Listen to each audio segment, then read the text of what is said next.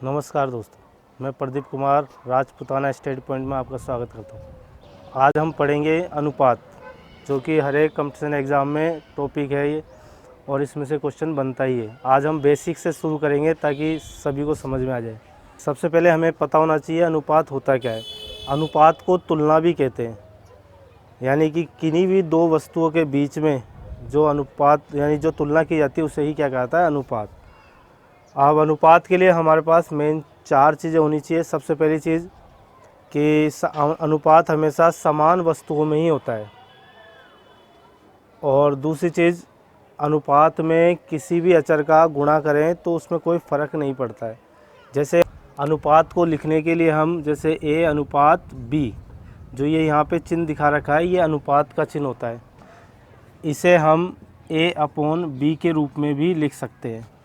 यहाँ पर हम अनुपात पढ़ रहे तो इसे A अनुपात B ही पढ़ेंगे। हर जगह इसका मतलब अलग अलग होता है। जैसे भाग के लिए हम पढ़ते हैं A में भाग देंगे B का, ठीक है। रेशो के लिए भिन्नों के लिए भी पढ़ते हैं A, और ये कई चीज़ों के लिए पढ़ा जाता है। लेकिन हम यहाँ पर पढ़ रहे हैं अनुपात, तो इसे पढ़ेंगे A का अनुपात है B से। अनुपात का मतलब क्या होता है, इसको समझने के लिए हम एक एग्ज़ाम्पल लेते हैं।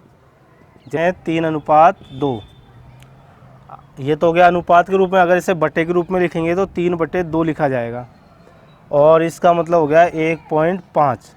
यानी कि सीधा सीधा अनुपात का मतलब समझे तो 3 और 2 में जो अनुपात है कि ये 3 2 का 1.5 गुना है। यानी इसका मतलब हो गया ये 1.5 गुना। यानी अनुपात का मतलब होता है किसी वस्तु से उसकी तुलना की जाए तो वो उससे कितना गुना होगा। तो ये इसका मतलब, अनुपात का मतलब तो ये हो गया। अब अनुपात, जो भी अनुपात लेते हैं उनमें किसी भी अचर पद का अगर गुणा करें तो उसके अनुपात में कोई फ़र्क नहीं पड़ता। जैसे हमने लिया A/B, यानी कि A अनुपात B को हमने A/B लिख लिया। अब इस A/B में किसी अचर पद K का मल्टीप्लाई कर दें तो देखिए K से K कट जाएगा, फिर भी अनुपात बट्टा क्या रहेगा, A अनुपात B रहेगा, यानी A/B रहेगा। इसी प्रकार इसके बाद आता है हमारे पास सरल अनुपात। अब इसमें सरल अनुपात, तो सरल अनुपात होता क्या है, वह अनुपात जिसे और अधिक से यानी अधिक नहीं तोड़ा जा सके, यानी कि वह अनुपात जिसको और सरल नहीं किया जा सके उसे बोलते हैं सरल अनुपात। जैसे कि अनुपात लेते हैं हम 5:9।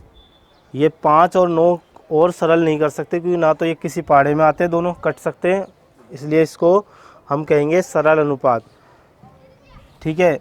लेकिन जैसे अपन ले 10:15, ये सरल अनुपात नहीं होगा।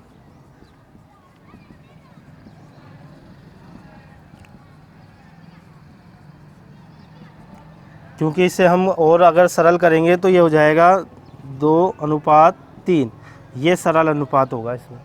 तो हमें ये पता चला कि सरल अनुपात किसे कहते हैं, यानी कि वह अनुपात जिसको और अधिक सरल ना किया जा सके उसे ही क्या बोलते हैं, सरल अनुपात।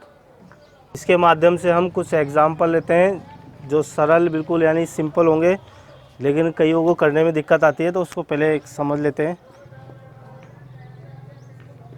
राम व श्याम के धन का अनुपात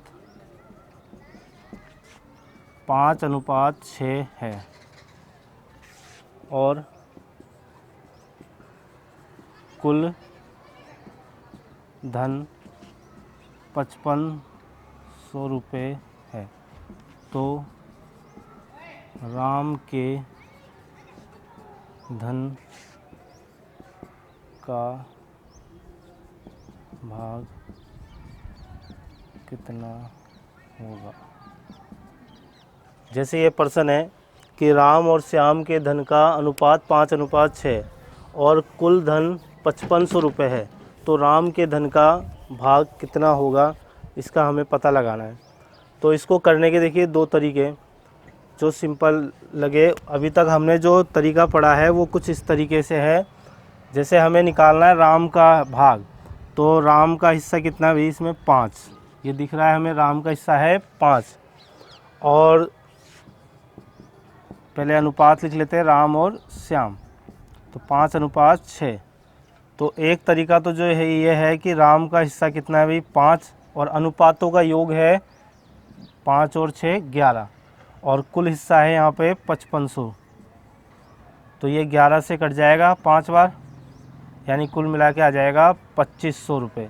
तो राम का हिस्सा जो हो गया इसमें वो होगा 2500 रुपये।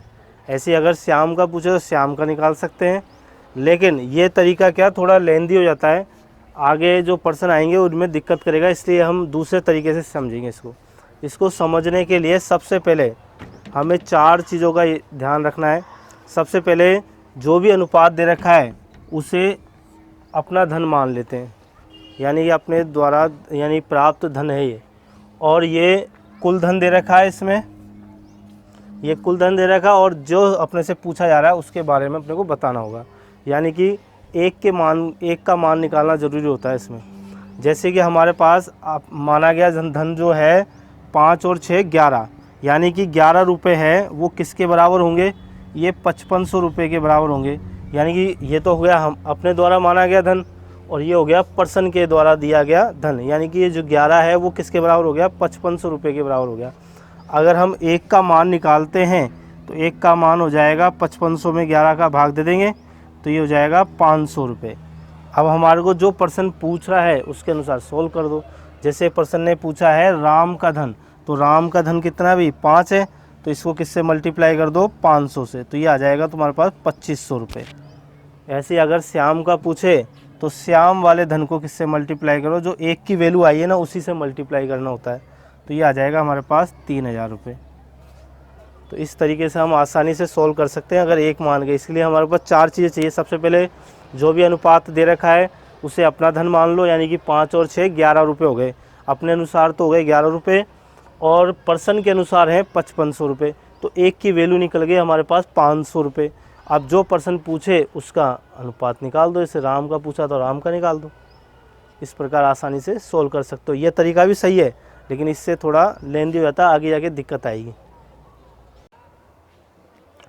जैसे कि रेडियो और टीवी के मूल्य का अनुपात है 3:7 और उनके मूल्यों का अंतर है 2000 रुपये, तो टीवी की कीमत क्या होगी।